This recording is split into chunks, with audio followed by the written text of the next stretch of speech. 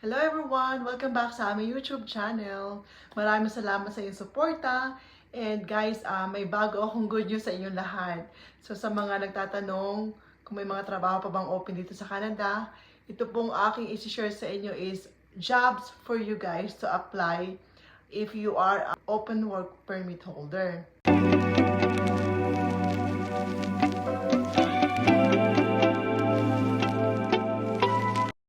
Si Ate Mabel, ang inyong lingkod, nagbibigay po sa iyo at nagsishare sa inyo ng mga posible po na mga paraan na maging permanent kayo dito sa Canada. Makamtan niyo po lahat ng inyong Canada journey and to become a successful here sa Canada. So, pag-usapan po natin ang mga trabaho na i-share ko sa inyo dito sa Canada na nangangailangan po si company as soon as possible. So, kung bago lang po kayo sa aming YouTube channel, don't forget to like and subscribe po. And watch out po sa susunod ko mga update para po mabigyan ko po kayo ng ibang paraan or tips kung paano nyo po mamimaintain ang yung status nyo dito sa Canada.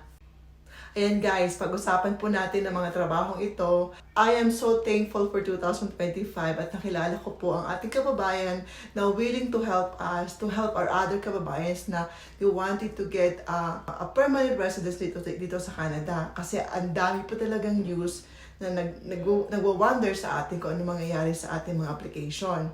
So yun po ang kailangan ni company, was bay technician po. Take note guys, no experience required. So, ang gagawin nyo lang po, ang job description is to maintain, wash, bay, detailed and wash both interior and exterior various pieces of the equipment and fleet of the vehicles. So, lilinisin nyo lang po talaga yung mga vehicles, yung mga ginamit sa company, parang auto-detailed po ang kailangan nyo lang gawin. Kaya napakadali. No experience required po ang kailangan ni company. So, and the next one is yung class driver 1. With experience po to kasi kailangan may experience tsaka license po kayo. So, ang responsible lang po is, responsibility includes transporting cargo, yung safety and on-time conducting inspection, and upholding traffic and safety regulation delinquency. So, kailangan po natin sundin ang mga, syempre, you need to transport yung mga products sa company to company or kung saan po kayo ma-assign na to bring all the products sa galing sa company na yon. So, driver po, kailangan class 1 driver po kayo. Valid driver's license is required and experience is also required.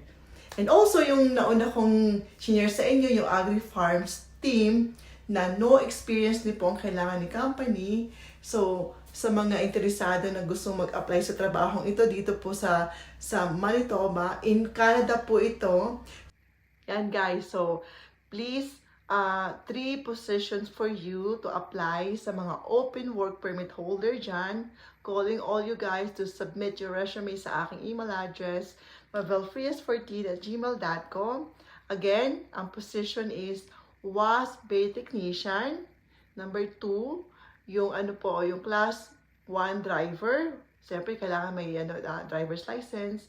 And number 3, yung agri-farm team na kailangan po ni company urgently po. Kung kayo po ay may mga kakilala na nasa Canada na holders na open work permit, and also dapat ang open work permit nila sana po at least 1 year validity po para po you still have the duration or time to apply for permanent residency during your habang kayo yung nagtatrabaho.